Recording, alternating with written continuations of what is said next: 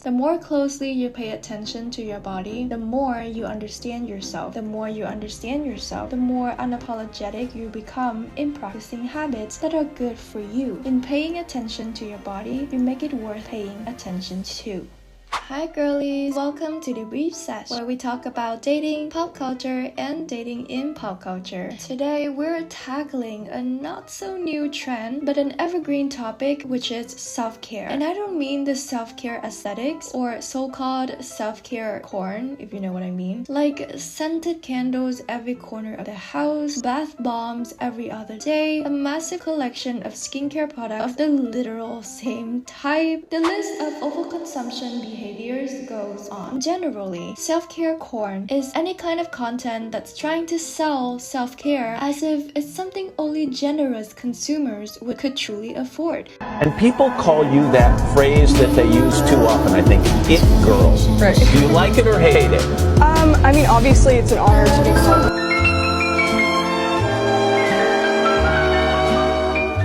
For me, I really like corn. What do you like about corn? It's corn! A big corn with knobs. It has the juice.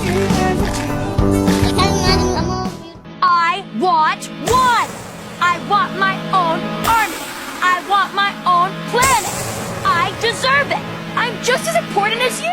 I pledge allegiance to the flag of the United States of America and to the republic. It's unrealistic and it's unhelpful. That's not to shame anyone who actually owns a collection of these products because they really do need them. They have a skin condition or they work in the industry and their job is to give honest reviews of these products, etc. The point here is that this type of content is not supposed to be helpful. It's supposed to be inspirational. Yet, as consumers, sometimes we can't help but feel a little bad that we don't seem to take care of ourselves as well as girls on the internet. Even when we know they're just girls on the internet. So the question remains, how do we practice self-care realistically? Notice that the title is how to practice self-care and not how to do self-care. Taking care of yourself is a skill that gets better with time and practice. And I don't buy any influencers or content creator who remotely suggest that some new products are going to solve the problem for you. To master the art of self-care, it takes constant effort and attention, and that sounds like a lot of work. But I promise you that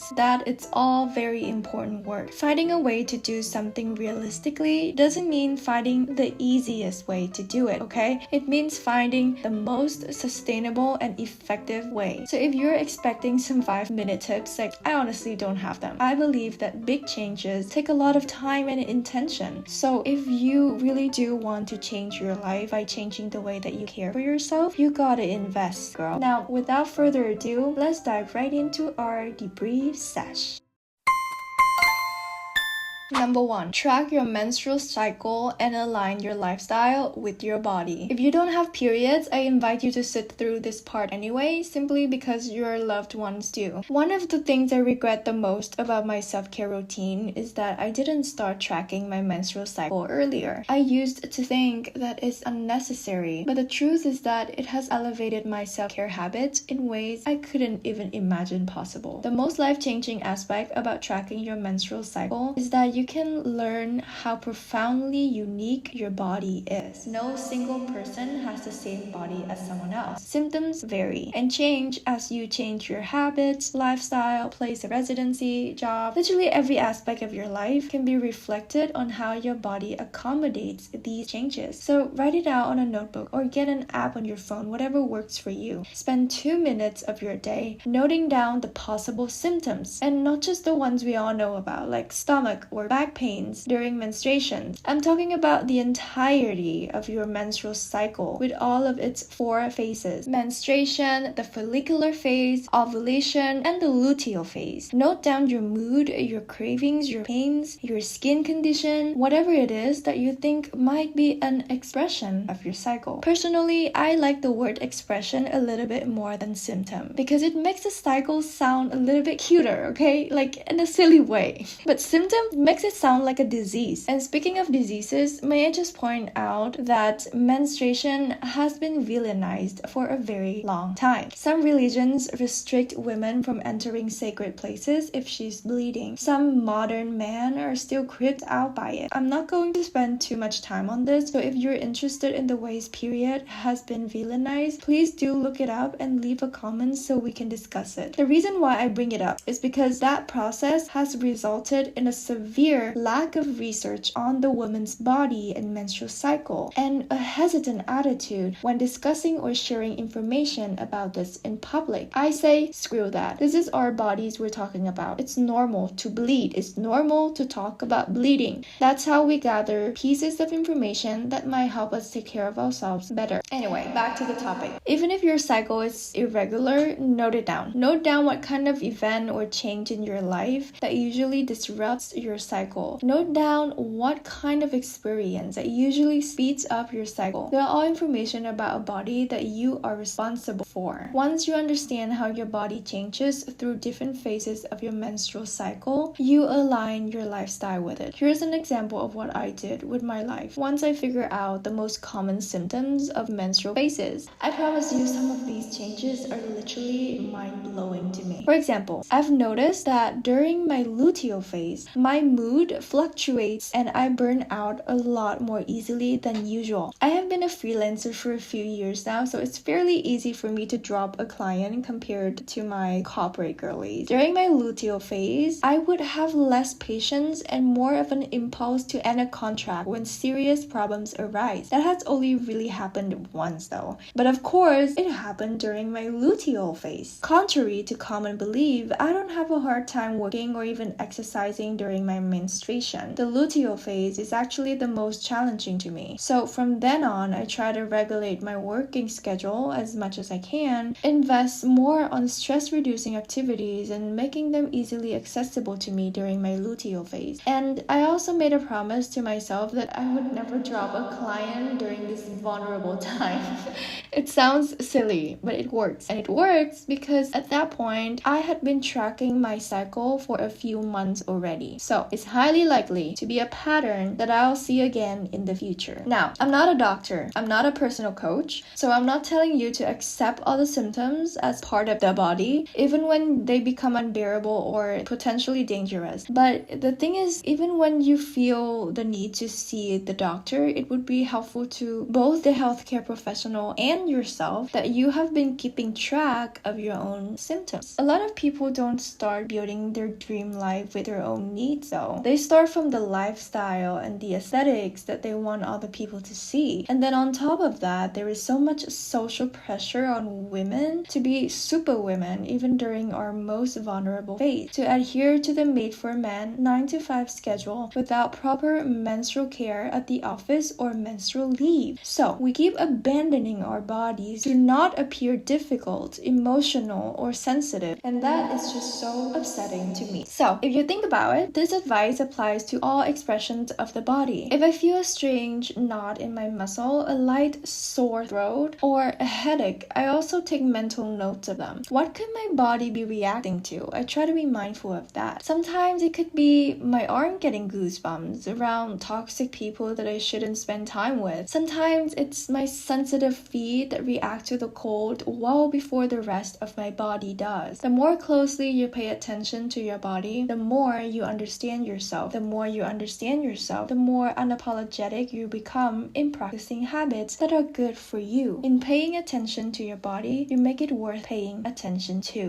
Number 2, experiment with exercising. We all know that exercising is good, right? That's a given. But like literally everything else in the world, exercising does not look as aesthetically pleasing as it does on the internet. As a matter of fact, exercising can feel so very dreadful. Sometimes a cute fit or a limited edition water bottle still fail at the mission of hyping us up to the gym. I bet a lot of you have purchased a 1-year gym membership and then just abandoned the gym gym for like 11 months. So this is where my suggestion comes in. You gotta experiment with exercising. The end goal is just to get your body to move, right? But it's not going to move unless it's enjoying the movement or enjoy the process of learning new movements. Do you get my point? So what if you don't like the gym? That's fine. You can sign up for acrobatics, Pilates, or yoga. So what if you have social anxiety and you feel really uncomfortable in a more public setting? That's fine. There are tons of applications for exercising at home with a small group of friends or alone. So what if you hate running? Cycle, pick up a sport, or dancing. There are so many different kinds of dancing with vastly different movements, mind you. You have to get into this mindset of an excited adventurer looking for the way to exercise that feels the best for your body. Normalizing feeling shitty about what hype other people up. If the exercise not for you, it's just not for you. With that said, you gotta stop purchasing 1-year membership just because it feels cheaper. Normalize buying short-term membership before committing just so you can see the vibe. Haters would say you're unreasonable for not going with the option that would save you the most. The most of what actually? Certainly not the emotional labor of committing to something we're not sure about. How do we know we're going to like the place? How do we know we're going to like the movement? How do we know we're going to like the people there? We need to test the water, and that in itself is an act of self-care. I'm telling you, the body is like a machine in the sense that sometimes it functions on its own will. I know this concept might sound weird to some people. The thought that the body dictates so much of what we can and cannot do with our lives. I mean, we have been more used to the idea that the mind is the ultimate controller of all decisions we make, right? But I'm inviting you to examine your body with a curious mind and no judgment on what you should or should not physically feel. Our body is primal, and with just a little bit of attention, it's going to guide us to the right habits that actually feed it, both physically and energetically.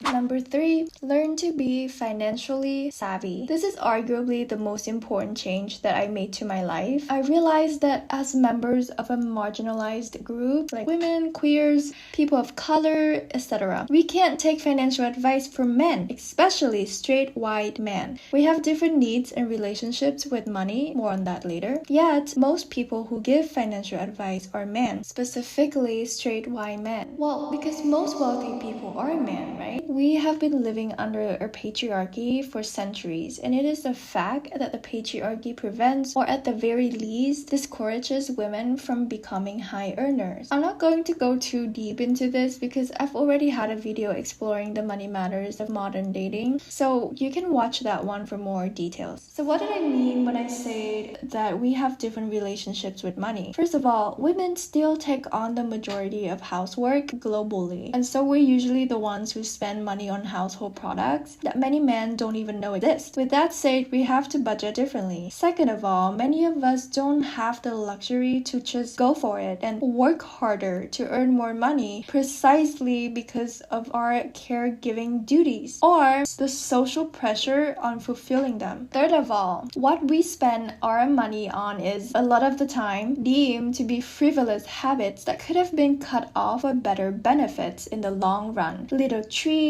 like sweets or coffee, beauty products in a multi-step skincare routine, beauty products in a multi-step makeup routine, you name it. In many self-help books and podcasts created by men, these habits are criticized for being among the main reasons why we haven't reached our financial goals. Some go as far as calculating on our behalf how much we would be saving if we cut off one latte a day, and how much that adds up to in 10 years. Spoiler alert, around $30,000 if you're living in the States. And then they go on to explain how much that $30,000 would have made if invested correctly. Somehow in their logic, we end up with a loss of thousands of dollars because we buy ourselves a coffee every day. What these people seem to forget is that everyone has their own priorities and therefore spend money in a different way. Some people don't drink coffee at all and they still don't have the thousands of dollars saved because they spend their money elsewhere. The problem consumerism has never been a frivolous habit, and I would even argue that spending on these so-called frivolous habits are actually investments. If a cup of coffee helps someone stay alert, awake, and productive for a long workday, who are we to judge that the $7 was spent poorly? The same applies to every other financial decision. Take beauty products, for example. You don't need 3 layers of makeup on your skin. What if you save and invested that money? Say some people. Okay, but what if I have certain conditions that require 3 layers of makeup to look good? What if we live in a society where people still place great importance on the beauty standard and women specifically are rewarded for meeting it? What if this is my way to invest? I invest in 3 layers of makeup that you think are frivolous and a waste of money because that's what feeds into my confidence and attract opportunities that I want. Now obviously this is not to shame anyone who does not wear makeup. My point is just that personal finance has to be personal. Every decision made has to ring true to you in order for the money you spend to generate a good return of investment. Do you know what the coolest part is though? The first step to financial security is lifestyle alignment, which is what we have already discussed at the beginning of this video, right? A lot of people, myself in my early 20s included, place too much importance on the one stream of income that they've already had, while it does not necessarily align with the lifestyle that they can handle. For example, the corporate 9 to 5 is not for everyone. Corporate culture is not for everyone, but neither is the freelance traveling nomad life. Not everyone wants the lifestyle of a business owner, for example, whose working hours would be pretty much 24/7. To make enough and more than enough money for self-maintenance and self-care, you have to firstly figure out what your ideal lifestyle is to your body and your mind. I encourage you to do a few things to change your mindset around money. First of all, take money advice from women. Of course, this is not to say everything a woman says is correct, but understand that they are much more likely to share a similar life experience with you, and therefore their advice is more likely to work. Second of all, understand your priorities and change the way you talk about priorities. When you really want to buy something, tell yourself, yes, I'm paying money for this because it is a priority. When you can't afford to buy something, tell yourself, no, this is not a priority right now. Get into this mindset that everything is a decision, and by canceling that order you don't need or booking that health checkup that you've been putting off forever, you're one step closer to becoming your own dream girl because you have got your back.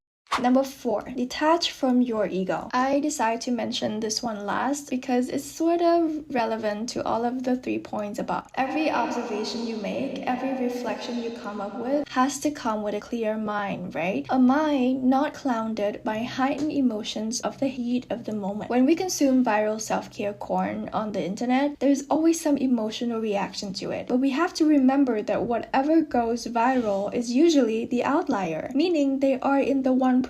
They are the exception, not the rule. That's why they go viral in the first place. So we can apply all the things that we see from internet people in our lives. We need to think critically to figure out what applies and what doesn't. And that's the reason why the way this channel works is that I don't judge people for doing life differently unless they are actively harming others in the process. The vibe here is all about inclusivity, diversity, but also consideration for the community, okay? We all make different contributions in these conversations, so don't forget to leave a comment to give your take on the issue. Anyway, back to the topic. So what are we going to do when the emotions are high but we still have to make a decision? What usually works for me is a detachment from my ego. The ego cares about what I want other people to think about me, what kind of facade I want to put on for the world, what is expected of me, or the fear of failure, and the list goes on. In times like this, I would practice detachment by trying to think like a loved one, like a family member that I trust or my closest friends. What are they going to say? They care about me without having the need to satisfy my ego, at least not as much as I do.